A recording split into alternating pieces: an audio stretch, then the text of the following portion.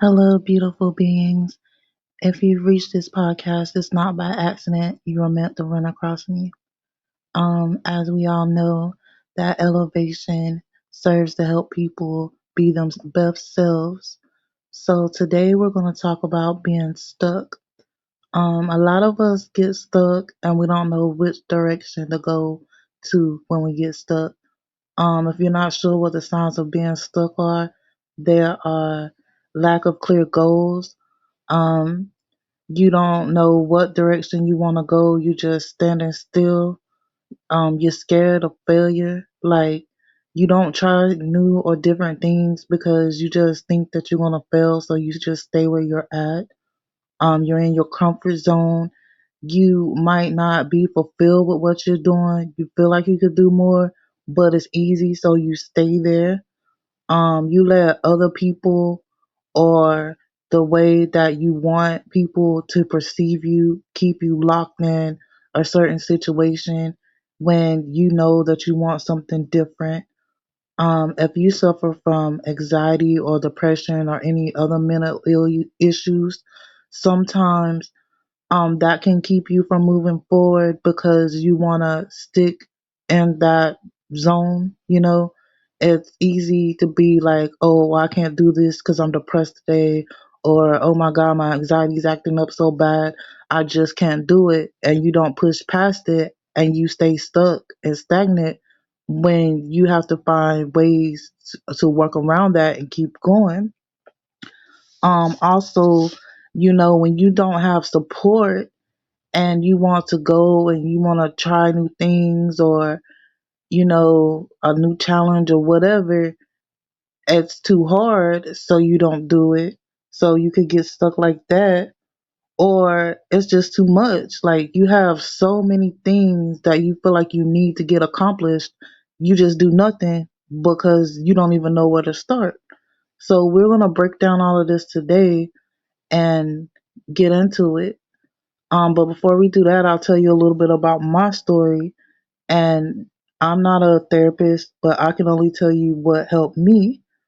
The first thing is you have to really sit down and determine what you want your goals to be. Like if you don't know what you just know, oh, I want something different, but you haven't really sat down and thought, well, what's gonna make me happy? Then you're not gonna be able to do that. And you have to set those clear goals. And you can't have this great big goal because then you'll get overwhelmed and then you're not going to do anything. So you have to break that goal down into smaller steps.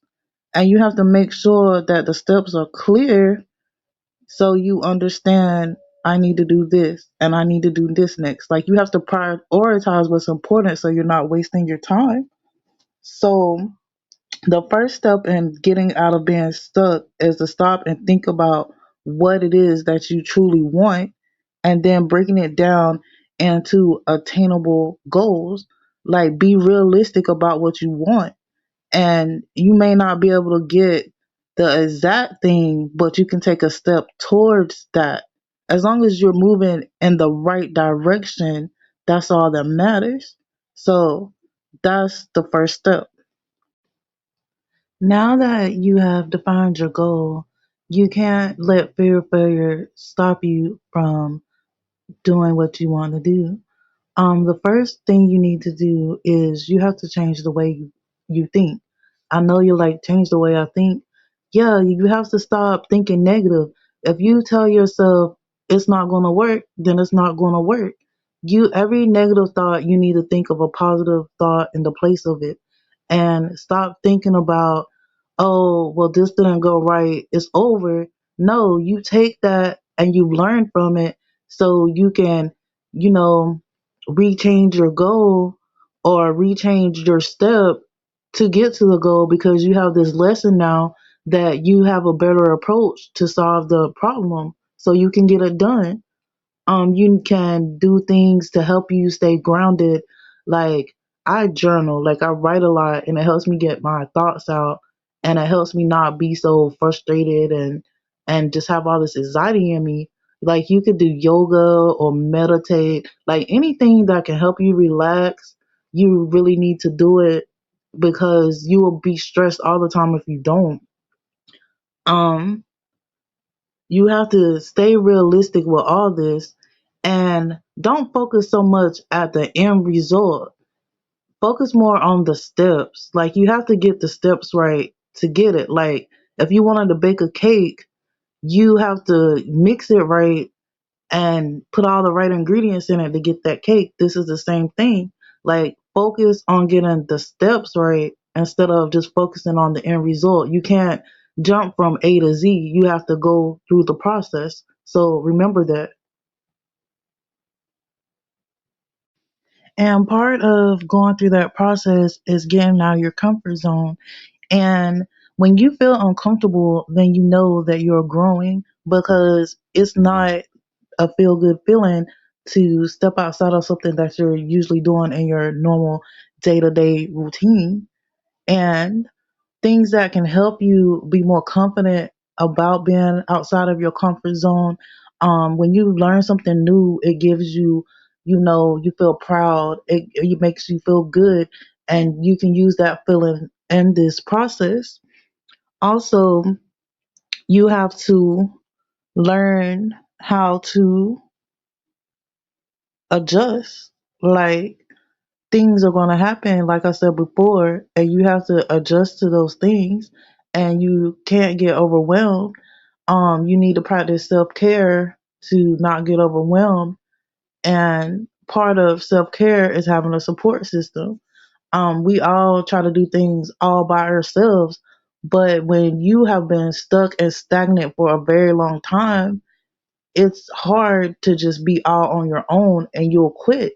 So reach out to people that have been through what you've been through and you see them thriving.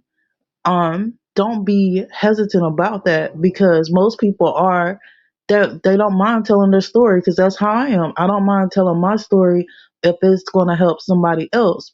And also, you can't let other people keep you from prospering and doing what you need to do. You have to set clear boundaries and you stand on these boundaries with these people. And because you can't, they're not living your life, you're living your life. So you tell them however you feel, what you're willing to do, what you're not going to do anymore, and you stand on it. Don't let them feel bad. And if they leave your life, they were meant to leave. So don't worry about that. Another thing is mental illness. Like I said before when we first started this, with depression and things like that, you have to first understand what's going on before you can do something about it. So you need to educate yourself about it. And sometimes that takes a professional. There's nothing wrong with seeking out professional help. So don't forget that. There's nothing wrong with that. Also, if you're not taking care of yourself, then your mind is not going to be right. If you're not sleeping enough, you're not eating enough, you're spreading yourself thin, like those things are going to weigh down on your mental health. You have to take care of you. So it all starts with how what you're putting into your body and what you're surrounding yourself with. So you need to be cautious of that when you are trying to make a change. You're going to have to change some of those habits. Also, besides, a therapist, you can go to a support group. If you don't want to go in person, there are ones online. Like, reach out to community. Stop feeling like I've got to be all alone in this. You don't do that. Um, like I said, it's a process because you're changing something that you may have been doing for years, but you finally got to the point that you're sick and tired of being sick and tired. So I gave you a few tips that I've used because I've been through this, and that's why this podcast is here to help people that may be on this journey and they don't want to talk to anyone around them about it. I'm giving you other options. You can reach out to me on my social media, which I'll drop in the description of this. But You can do it. Just keep on pushing and don't give up even when it goes wrong. You can do it and don't forget that. That's what I want to leave you with today. Y'all have a beautiful, blessed day.